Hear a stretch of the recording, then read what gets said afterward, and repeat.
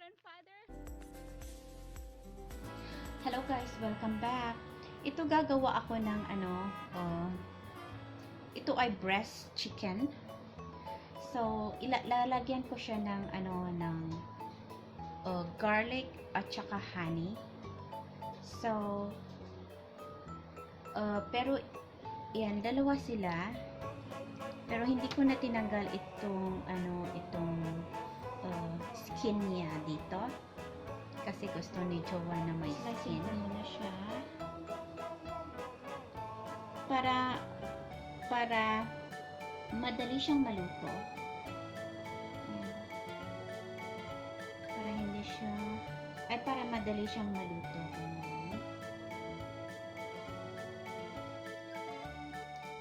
Ayan.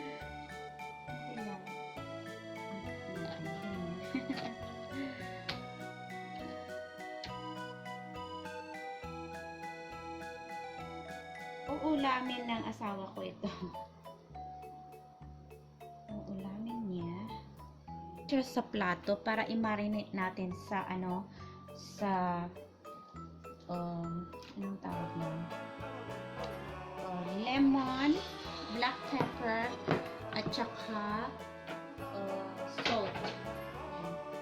So, i-marinate ko lang siya. 30 minutes lang na i-marinate ko. Black pepper, salt, at saka lemon. Okay. Maganda kasing lemon para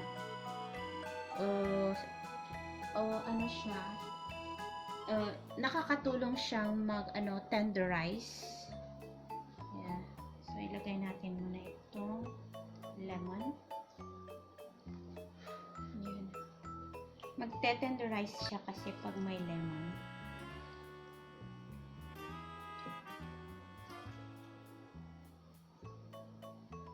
Lagyan natin ng salt.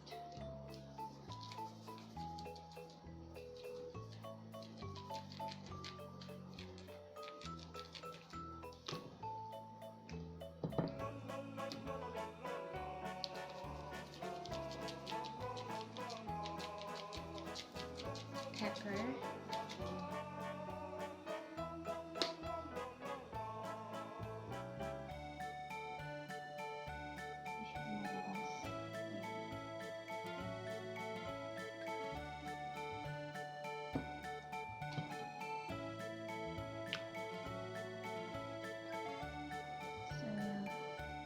Marinate natin lang ng 30 minutes. Tapos ilagay lang natin dito.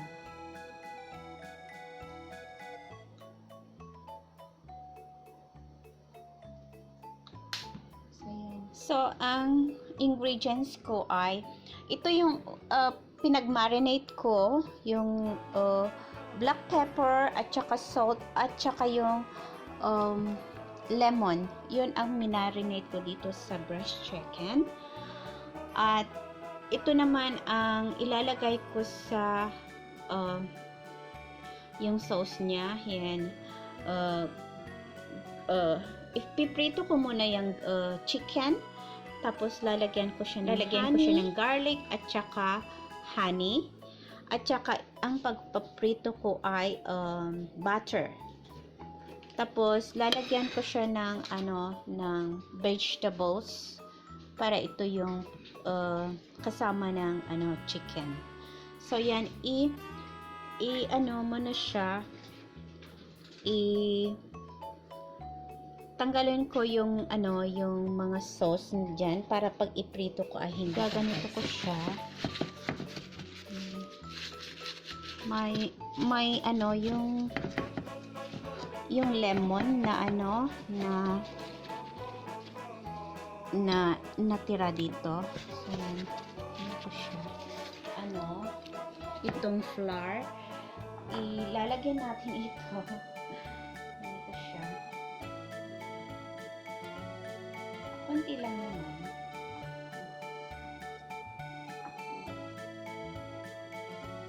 Bago natin iprito para crispy siya. Itong butter siguro lang ganito para yung itong part ay mamaya pag ilalagay natin yung garlic.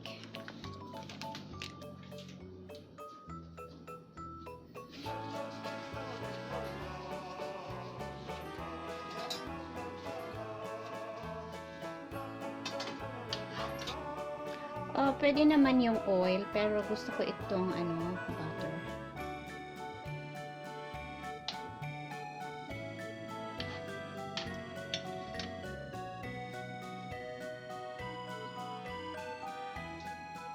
So yan, okay na yan. At ilalagay na natin itong chicken. So yung banda na na may skin ang ilalagay ko muna. Yan. So yung may skin siya ang ilalagay ko dito banda. So yan na, fry na sila. So balik pa rin natin.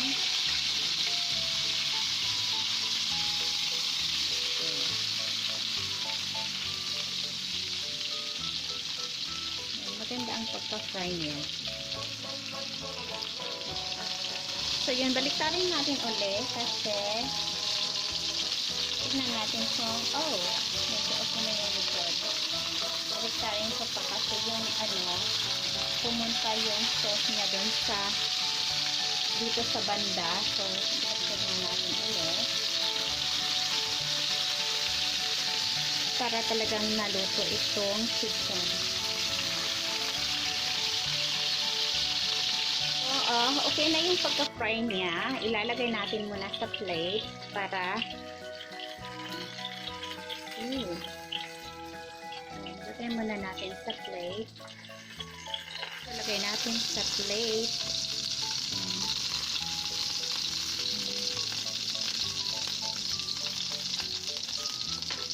Tapos maglalagay tayo ng konti pang kasi medyo naubos yung ito. Hatiin ko lang pala itong natira. So, hindi siya marami.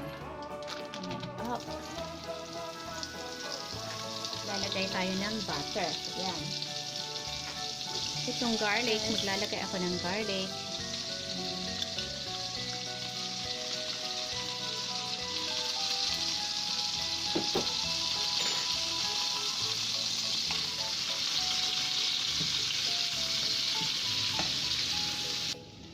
Tapos kung medyo nag-brown na itong garlic ay ilagay natin itong honey. Yan, honey.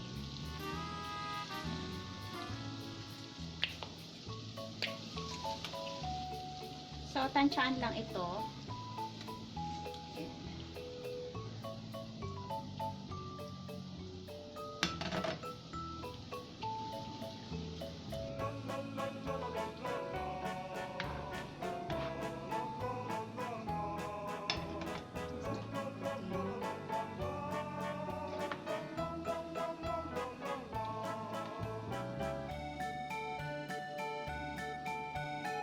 Tsaka itong sauce na ay medyo kumukulo na, ilagay na natin ito para medyo matutulugan ng konti.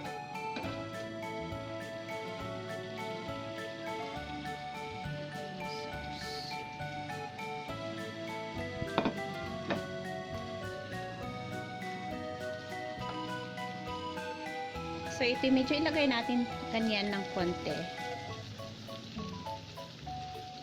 Para ilagay natin itong vegetable. Itong vegetable ay kahit naman siya, kahit hindi siya raw siya, kahit hindi siya luto ay okay na yan. Pero ilalagay lang natin ng konti. Ano siya?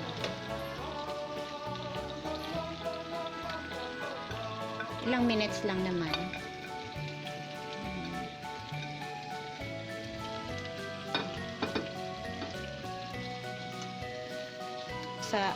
Sa plate.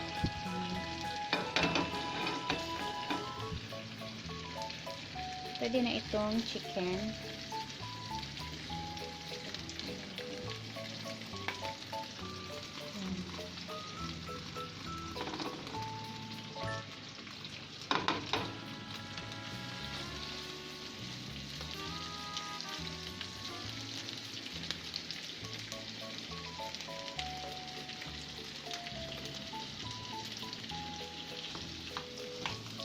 ito tinanggal ko na yung chicken. Ayan. Tapos,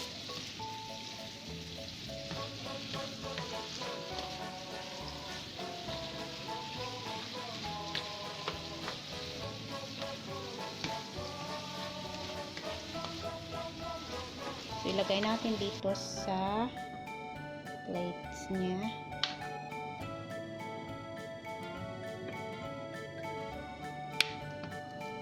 Yung ibang vegetable ay sa akin. May iba kasi akong ulam.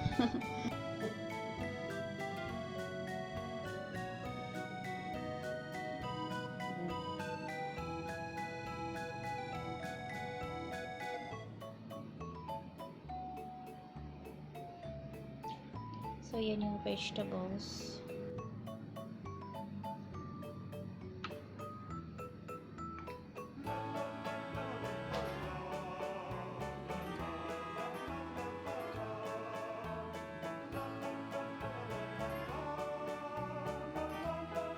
Kakain na si Jowa at titikman na niya. Crispy and tasty. Yeah. So, yan yung chicken. It's crispy on the outside. There's the crust. It's flaky. Kasi gusto niya yung yung skin ng chicken. Mmm. It's Tasty? like a sweet taste to it also. Because it's with honey. Honey? Yes, with honey. Honey made it with honey. It's tasty. Once it stick to the plate. Tasty inside. Mm-mm. The meat. Is that soft? Very tender. Very tender. Yeah, because it's tender because of the lemon. So I put first the And it's lemon. very tasty when you eat together with the crust. Mm-mm. But the crust wants to keep sticking to the plate because it's sticky.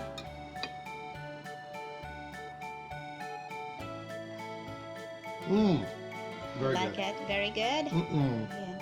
So, yan, kakain na siya at thank you so much for watching at hope na gustuhan nyo itong recipe. Honey, garlic, chicken, breast chicken. Thanks for watching.